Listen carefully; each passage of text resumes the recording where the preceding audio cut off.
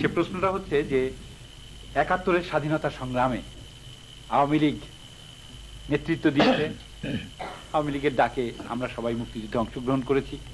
তা আমরা সবাই মনে করতাম বলছি যে আওয়ামী লীগ হচ্ছে মুক্তিযুদ্ধের সবচেয়ে নির্ভরযোগ্য বিশ্বস্ত প্রতিষ্ঠান। কিন্তু বিগত আন্দোলনে আওয়ামী লীগ স্বাধীনতা বিরোধীদের সঙ্গে যে জোট বেঁধেছে, যে লিয়াজো কমিটি করেছে, এই সমস্ত পরিপ্রেক্ষিতে আজকে কি আমরা এটাকে আমরা বিশ্বস্ত মুক্তিযুদ্ধের বিশ্বস্ত একটা প্রতিষ্ঠান হিসেবে বিবেচনা করতে পারবো? আমার এখানে একটা কথা, সেটা হলো আমরা আমাদের আদর্শ বিচ্যুত হইনি বা নীতিমালা থেকেও আমরা দূরে যাইনি।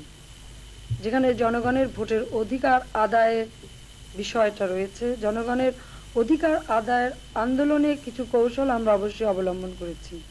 আর আপনি যেটা বলেন সেদিক থেকে বিচার করলে, যেমন ইয়াসির আরাফাত তিনি যেভাবে চুক্তি করলেন রবিনের সঙ্গে এবং যেভাবে তার দেশের জনগণের ভাগ্য নির্ধারণ করার জন্য বা তাদের অ্যাচিভমেন্টের জন্য যে পদক্ষেপ নিলেন, সেখানেও তো হয়তো তাকে আপনারা দোষারোপ করতে পারেন যে উনি তার আদর্শ বিচ্যুত হলো, কিন্তু এটা আদর্শ বিচ্যুত নয়।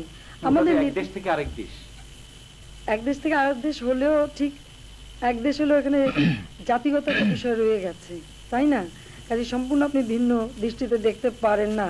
এটা একটা কৌশলের ব্যাপার, এটা একটা কৌশলের ব্যাপার। সব থেকে বড় কথা হচ্ছে আমরা যা কিছু করছি জনগণের স্বার্থে করছি, সেটা হলো বড় কথা।